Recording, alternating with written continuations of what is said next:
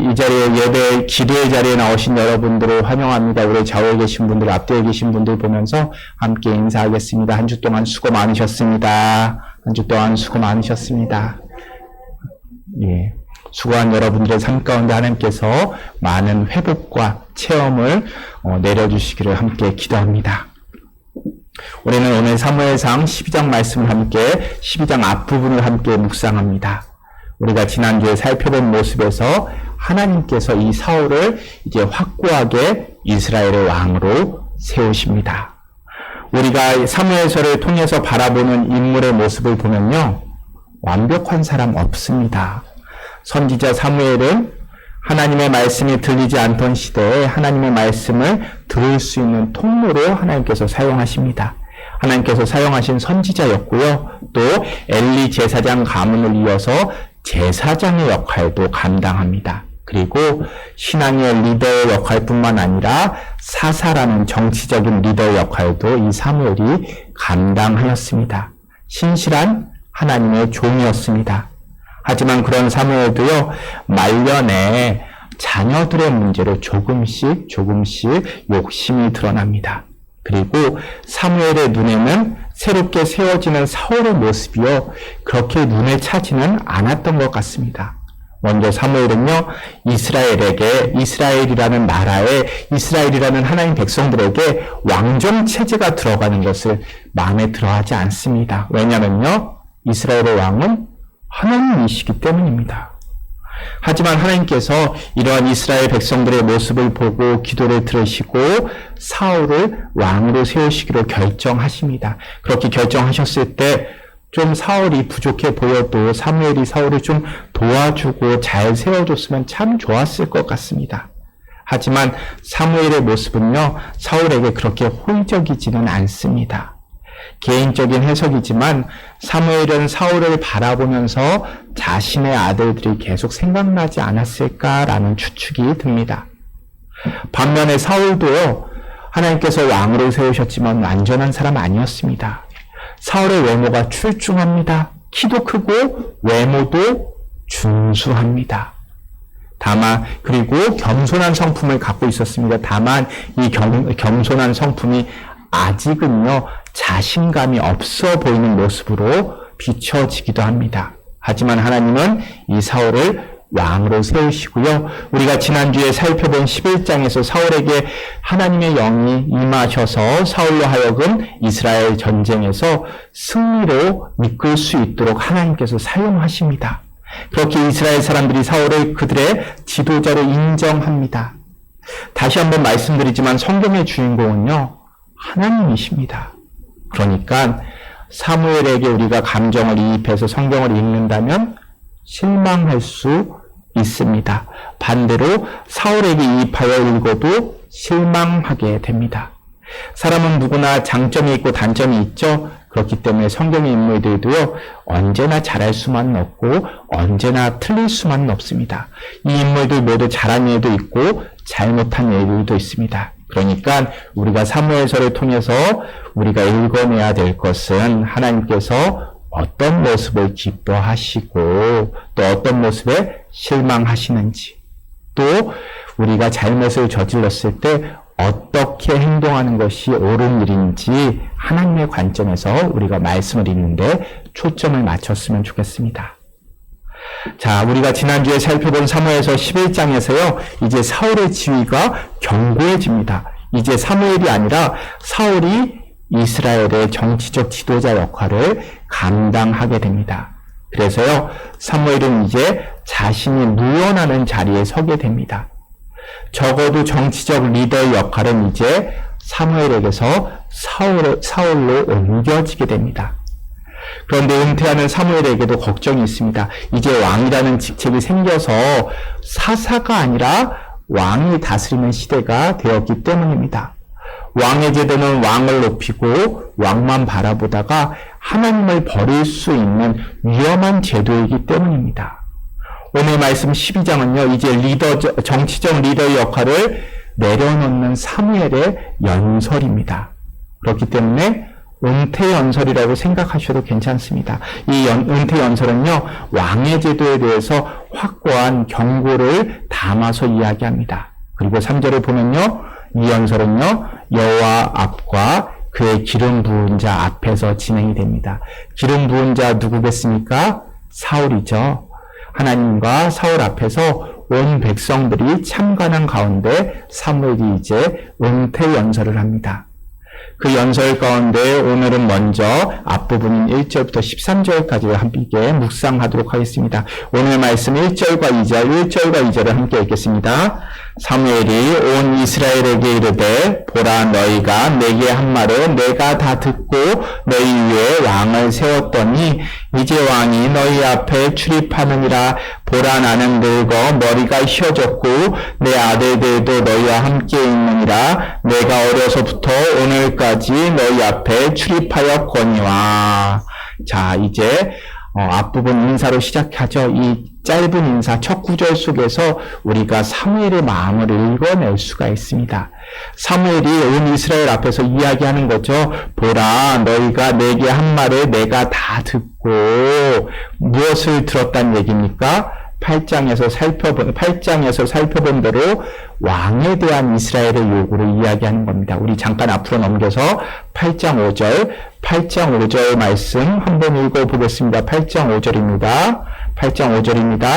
그에게 이르되 보소서 당신은 늙고 당신의 아들들은 당신의 행위를 따르지 아니하니 모든 나라와 같이 우리에게 왕을 세워 우리를 다스리게 하소서 한지라. 자, 8장에서 이스라엘 백성들이 사무엘에게 나와서 요구하는 거죠. 하나님께 말씀해 주셔서 왕을 세워주십시오. 이렇게 왕에 대해서 요구합니다. 이 이야기를 들었을 때 사무엘은요, 섭섭했을 겁니다. 무엇 때문에 섭섭했을까요? 먼저 이스라엘 백성이 하나님의 인도하심을 받고 하나님의 왕이심에도 하나님보다 사람을 왕으로 요구하는 이스라엘 모습이 안타까웠을 겁니다. 이미 신명기 17장에서 율법에서도 하나님께서 가나안 땅에 들어가기 전에 이스라엘 백성들이 너희들 가나안 땅에 들어가면 왕을 요구할 때가 올 것이다 라고 알려주시고 준비도 시켜주셨지만 사무엘 입장에서는요, 왜 내 때에, 왜 내가 사사로 있을 때, 왜 내가 제사장으로 선지자로 섬길 때 이런 일들이 일어날까 하는 섭섭한 마음이 있었을 겁니다. 그리고 무엇보다요, 사무엘 아들들에 대한 백성들의 언급이 더 마음이 아팠을 겁니다. 우리 8장 5절 방금 읽어봤죠? 첫 구절이 뭡니까? 보소서 당신은 늙고 당신의 아들들은 당신의 행위를 따르지 아니하니 우리에게 왕을 세워주십시오. 이야기하죠. 사무엘도 들어서 알고 있었겠죠. 자신의 아들들이 옳은 일을 행하지 못하고 있었다는 것. 그래서 그래도 내 아들들인데 인정받았으면 하는 게 부모된 마음 아니겠습니까? 아픈 손가락에게 그래도 사무엘이 이룬 것을 물려주고 싶어서 안 된다는 것 알면서도 그래도 사사의 자리에 세워놨는데 그 모습을 차라리 하나님께서 지적하셨으면 그래도 덜 아팠을 텐데 백성들에게 이러한 이야기를 듣는 것이 더 속상했을 것 같습니다. 게다가 자기 아들들의 모습이 자신이 옳지 않다고 생각했던 왕의 제도에 대한 꼬투리가 되었다는 것이 마음이 아팠을 겁니다. 그래서 8장 5절에서 어떻게 이야기합니까? 당신의 아들들이 당신의 행위를 따르지 아니하니 우리에게 왕을 세워주십시오 요구합니다. 왕의 제도에 발판이 자기의 자녀가 된 것입니다. 이러한 백성들의 요구가 사무엘에게 큰 상처였을 겁니다. 그래서 다시 돌아와서 오늘 12장 말씀을 보면요, 오늘 연설의 첫 구절이요, 마치 이렇게 들립니다. 그래, 이제는 됐지. 이제 너희가 요구한 대로 왕을 세워주었다. 지금 왕이 너희 앞에 출입하고 있다. 그러니까 지금 사무엘은요, 왕을 축복하면서 소개하는 것이 아니라 너희가 요구했던 대로 너희 고집대로 이 사울을 왕으로 세워줬다라고 이 첫 구절을 시작하고 있는 겁니다. 그리고 다음 문장이 조금 더 묘한데요. 2절이죠. 보라 나는 늙어 머리가 휘어졌고 내 아들들도 너희와 함께 있느니라. 갑자기 아들들에 대한 이야기가 나옵니다. 은퇴연설인데요. 아들들을 언급합니다. 이 구절에 대한 해석도 조금 뒤로 미루도록 하겠습니다. 왜 아들들을 이야기했을까? 자, 그리고 2절을 잘 보면요. 출입했다라는 단어가 2번 나옵니다. 첫 번째는 이제 왕이 너희 앞에 출입하느니라. 그리고 마지막 구절에는요. 내가 어려서부터 오늘까지 너희 앞에 출입하였거니와 사무엘이 어려서부터 오늘까지 이스라엘 앞에 출입했다는 말은요. 사무엘이 어려서부터 성소에서 자랐고 이스라엘의 사사로서 선지자로서의 역할 감당하였다는 의미입니다. 그런데 이 말은 동시에 첫 구절 사울과 비교되는 내용이기도 합니다. 나는 평생 너희와 함께한 지도자였다. 너희 잘 생각해봐라. 들리지 않았던 하나님의 말씀이 언제부터 들렸는지 생각해봐라. 내가 선지자로 사사로 너희를 이끌었다. 반면 왕이 이제부터 너희와 함께 출입할 것이다. 너희와 함께 할 것이다. 라는 내용입니다. 그런데 이런 이야기 왜 하는 걸까요? 어떤 의도를 갖고 이야기하는 걸까요? 우리 계속해서 3절부터 5절 말씀 함께 읽겠습니다.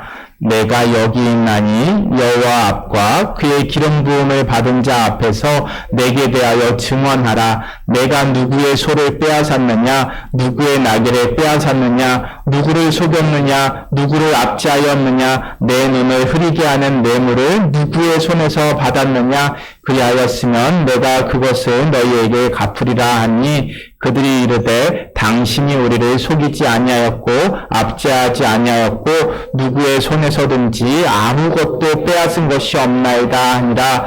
사무엘이 백성에게 이르되 너희가 내 손에서 아무것도 찾아낸 것이 없음을 여호와께서 너희에게 인하여 증언하시며 그의 기름 부음을 받아도 오늘 증언하느니라 하니 그들이 이르되 그가 증언하신다이다 하니라. 아멘. 자, 내가 누구의 소를 빼앗았느냐, 누구의 나귀를 빼앗았느냐, 누구를 속였느냐, 누구를 압제하였느냐. 사무엘은 자신의 역할을 맡은 부분에서 부정하지 않았다는 것을 스스로 변호하고 있습니다. 그런데 이 구절은요, 사실 앞에 성경 구절을 인용한 것입니다. 우리 민수기 16장 말씀 한번 찾아볼까요? 민수기 16장 15절입니다. 민수기 16장 15절 말씀입니다. 민수기 16장 15절입니다. 민수기 16장 15절 말씀 함께 읽겠습니다. 모세가 심히 노하여 여호와께 여짜오되 주는 그의 헌물을 돌아보지 마옵소서. 나는 그들의 나귀 한 마리도 빼앗지 아니하였고 그들 중에 한 사람도 해하지 아니하였나이다 하고. 자, 민수기 16장에서 이 모세의 말 속에서 이 말들이 나오죠. 민수기 16장은요, 고라라는 레위의 증손되는 고라가 사람들을 모아서 모세와 아론에게 대적한 사건이 있습니다. 고라는요, 레위의 증손입니다. 고라가 레위인의 직무를 맡게 되는데요, 제사장 역할은 아론과 그의 자손들이 맡습니다. 여기에 불만을 품고 제사장 직분을 탐합니다. 그래서 고라가 사람들을 선동해서 모세와 아론에게 대적을 합니다. 심지어는 모세와 아론이 하나님이 세우신 사람이 아니라 자기들 스스로 높아졌다라고 말하면서 모세와 아론을 비방합니다. 그때 모세가 하나님께 기도하는 내용입니다. 모세는 하나님께 기도하며 제가 그들의 나귀 하나도 빼앗지 않았습니다 라고 기도하는 내용입니다. 그런데 사무엘이 지금 그 표현을 가져와서 사용합니다.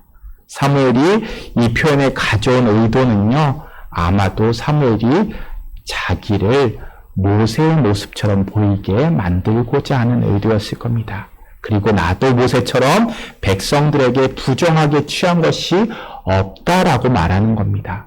그리고 백성들은 그런 사무엘의 말에 동의합니다. 당신이 우리를 속이지 않았고 압제하지도 않았고 우리 손에서 아무것도 빼앗지 않았습니다 라고 대답합니다. 그런 의미에서 사무엘은 신실한 선지자였고요. 사사였고 제사장이었던 것은 분명합니다. 그런데요, 사무엘에게 이런 모습들에게 이렇게 누구의 것을 빼앗았고 착복했고 이런 것들에 대해서 문제 삼지 않습니다. 굳이 사무엘이 이 이야기를 할 필요가 없는 상황에서 이 이야기를 꺼내는 겁니다. 그래서 이 사무엘의 어조가 좀 아쉬운 것 같습니다. 그리고 사무엘이 다시 한번 강조합니다. 5절 말씀이죠. 여호와께서 너희에게 증언하시며 그의 기름 부음을 받은 자도 오는 날 증언하느니라. 여기서 사무엘이 세 부류를 증인으로 세우는 겁니다. 먼저 이스라엘 백성들이죠. 이미 이스라엘 사람들은 사무엘이 잘못이 없다고 대답했습니다. 그리고 여호와 하나님께서 너에게 증언하시니 하나님이 증인이 되셨다는 선언입니다. 그리고 마지막으로 그의 기름 부음 받은 자 누구입니까? 사울 왕도 증인이라는 겁니다. 그렇게 사무엘은 백성도 하나님도 왕도 자신의 결백 깨끗한 삶을 살았다는 것을 동의한다라고 선포합니다. 이 사무엘의 말이요, 틀린 말 아닙니다. 그런데 또 생각해보면 맞는 말도 아닙니다. 사무엘이 이야기하는 것이 무엇입니까? 3절과 4절이죠. 내가 누구에게 부당한 것을 취한 적도 없고 누구도 속이지 않았고 압제한 적도 없다라는 것에 백성들이 동의합니다. 그런데 사무엘은 이 말을 왜 했냐? 찔리는 부분이 있었던 것 같습니다.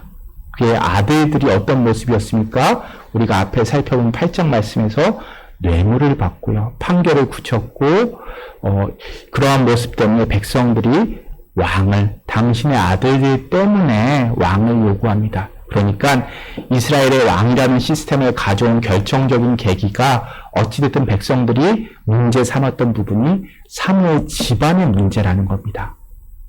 하지만 사무엘의 자기 변호에는 아들들에 대한 자신의 책임은 단 한 글자도 언급하지 않습니다. 어쩌면 사무엘의 말은 형식적으로는 사실이지만 실질적으로는 중요한 부분을 비껴가고 있는 겁니다. 우리도 이런 모습을 자주 보입니다. 나는 그런 의도는 아니었습니다. 나는 잘못한 것이 없습니다. 나는 깨끗합니다. 나는 최선을 다했습니다. 그런데 진짜 어른이라면요. 진짜 리더였다면 내 주변에서 일어난 일들, 내 리더십 아래에서 벌어진 일들에 대해서 내가 져야 할 책임이 무엇인지 함께 돌아보는 것이 지도자, 리더의 모습일 것입니다. 사무엘은요, 여기까지 가지 못합니다. 그렇기 때문에 우리가 보류해 놓은 사무엘의 발언들, 2절의 내용들이죠. 사무엘 아들들에 대한 이야기, 그리고 내가 지금까지 이스라엘 백성들 앞에서 출입하고 있다는 이야기도 자신의 권위에 대한 이야기로 해석할 수 있을 것입니다. 나는 어려서부터 너희들 앞에서 출입한 사람이고 사울은 이제 막 너희 앞에 출입한 사람이지 않느냐? 나는 평생 너희와 함께한 검증된 리더이고 왕은 이제 막 등장한 리더이다. 이 말은 나는 늙었고 왕은 젊었다라는 것을 이야기하는 것이 아니라 나는 긴 세월 동안 너희를 이끌었지 않느냐. 그러니 경험으로나 전통성으로 보나 아직은 리더십이 사회적, 영적인 권위는 나에게 있다는 것을 좀 잊지 말아라라는 것을 담고 있는 내용으로 읽어낼 수 있습니다. 그리고 그런 흐름 속에서 2절을 해석하자면요. 아들들에 대한 언급은 내 아들들이 여기 있다라고 이야기하는 것은 나는 비록 왕이 세워져서 뒷전으로 물러갈지라도 아직 우리 집안이, 우리 가문이 건재하다는 것 잊지 말라라는 이야기를 은연중에 담고 있다고 해석할 수 있습니다. 사울의 발언이 이런 뉘앙스가 맞는지 조금 더 사울의 이야기를 따라가 보도록 하겠습니다. 이어지는 6절부터 11절 말씀 함께 읽겠습니다. 사무엘이 백성에게 이르되 모세와 아론을 세우시며 너희 조상들을 애굽 땅에서 인도하여 내신 이는 여호와이시니 그런즉 가만히 서 있으라. 여호와께서 너희와 너희 조상들에게 행하신 모든 공의로운 일에 대하여 내가 여호와 앞에서 너희와 담론하리라.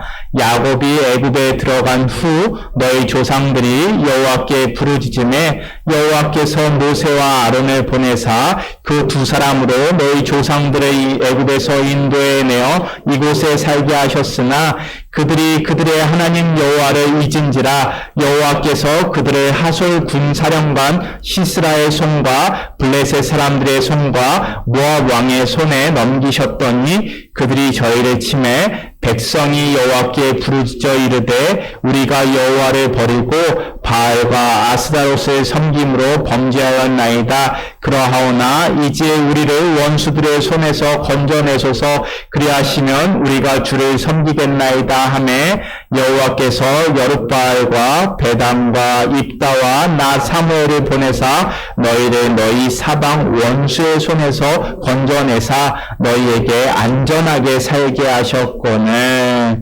자, 이제 자기 변호를 마친 사무엘이 이제 이스라엘 역사를 이야기합니다. 왜 이야기할까요? 하나님께서 너희와 함께 하신 그 역사 잊지 말라는 의도입니다. 여호와께서 모세와 아론을 세우시고 너희 조상들을 애굽에서 인도하여 내셨느니라. 그리고 이어지는 내용에서 애굽의 구원 역사, 그리고 여호수아 시대에 대해서, 그리고 사사 시대의 여러 가지 구원 사건들을 간략하게 찝어줍니다.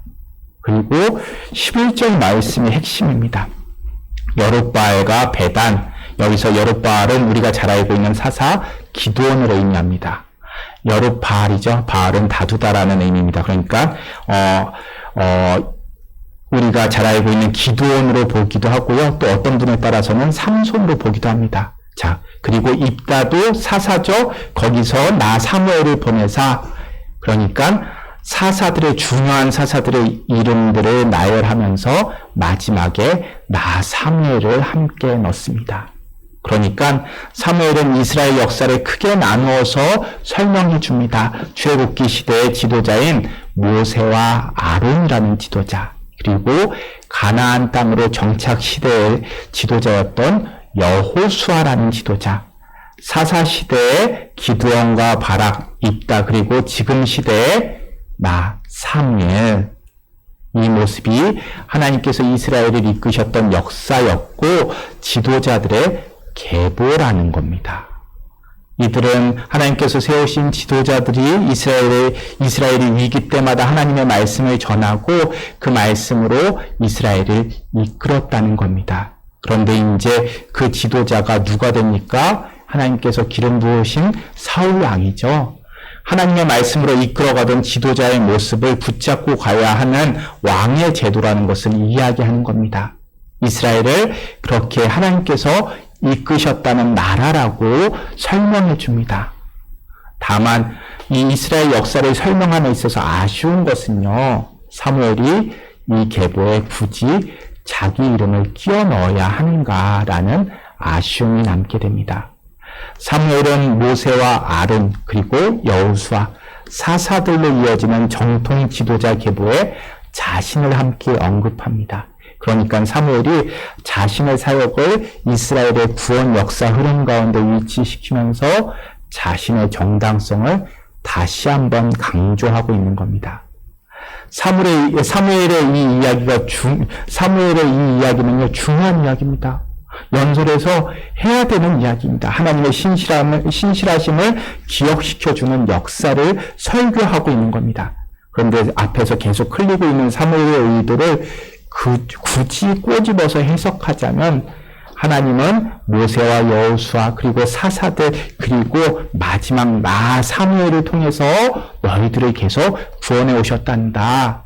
그런데 너희가 그 계보를 끊고 왕을 택했단다. 이스라엘리들의 정통성이 나에게 있는데 너희가 그 정통성을 끊어버리고 너희가 스스로 왕을 선택한 거란다. 그러니 너희는 책임을 지게 될 거야 라는 이야기가 함께 읽혀지는 연설입니다.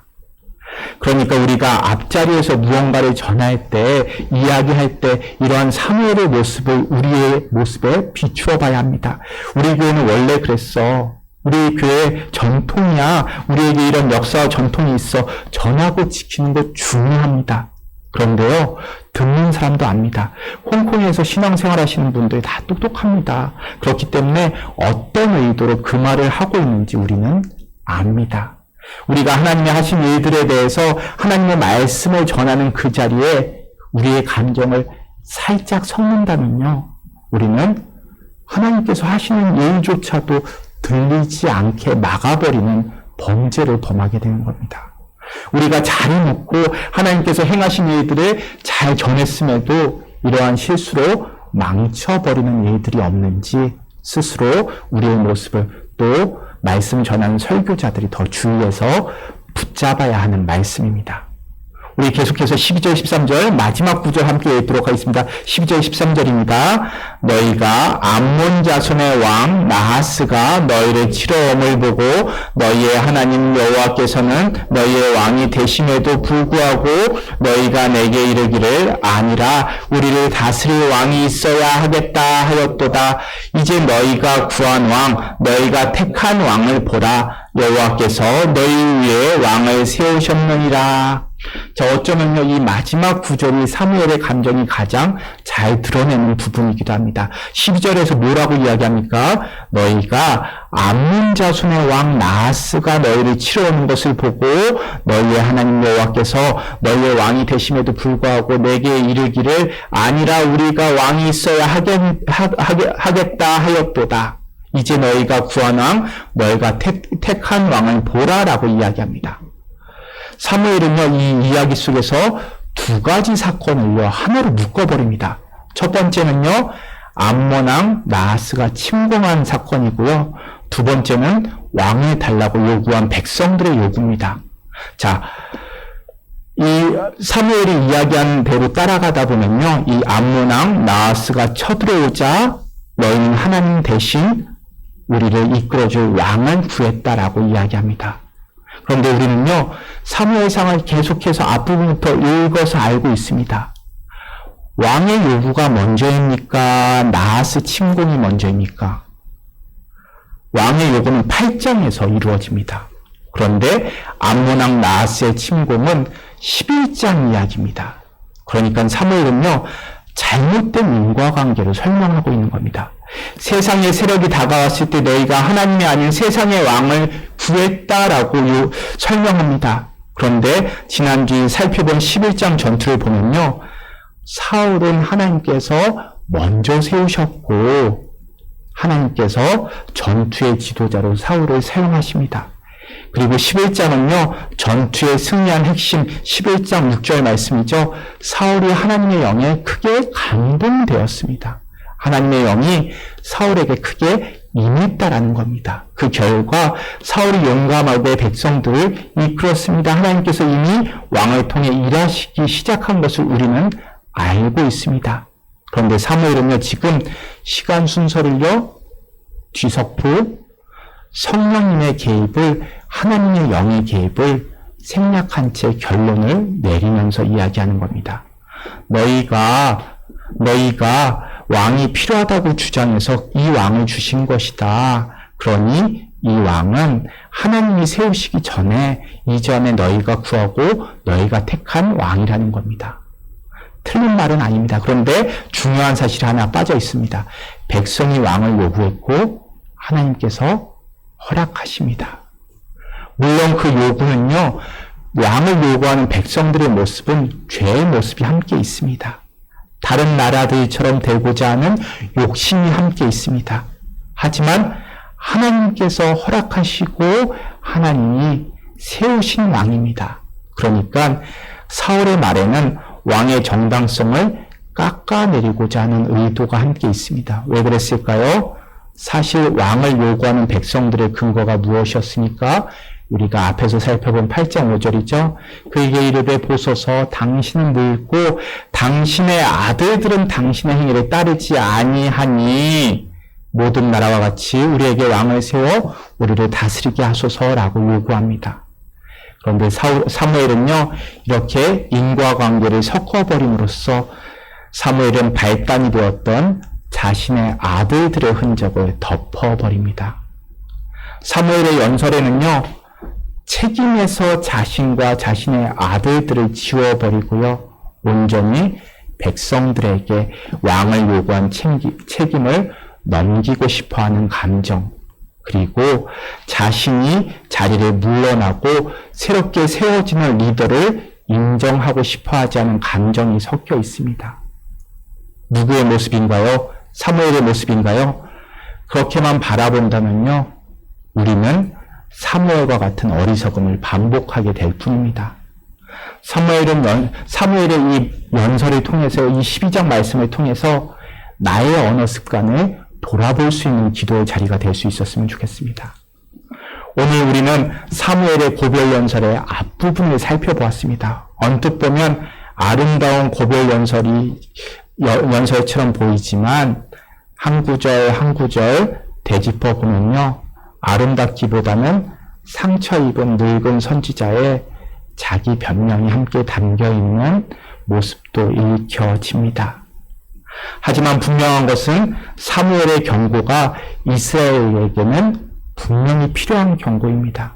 사무엘은 이스라엘이 왕의 제도로 인해서 하나님과 멀어질 것이 보였고 누구보다 그 모습을 안타까워하는 선지자이기도 하였습니다. 사무엘은 왕이라는 제도가 있고 왕이 있어야 나라를 구할 수 있다고 생각하는 이스라엘 백성들을 분명하게 꾸짖습니다. 왜냐하면 우리의 인생에서 왕의 제도라는 것이 있고 없고가 중요한 것이 아니라 하나님을 섬기고 하나님을 따르고 하나님께 순종하는 것이 중요하기 때문입니다. 버린 노퉁이돌마저도 머릿돌로 쓰시는 분이 하나님이십니다. 우리 예배당 중앙에 뭐가 걸려 있습니까? 십자가가 걸려 있죠. 그런데 십자가는요, 사형 도구였습니다.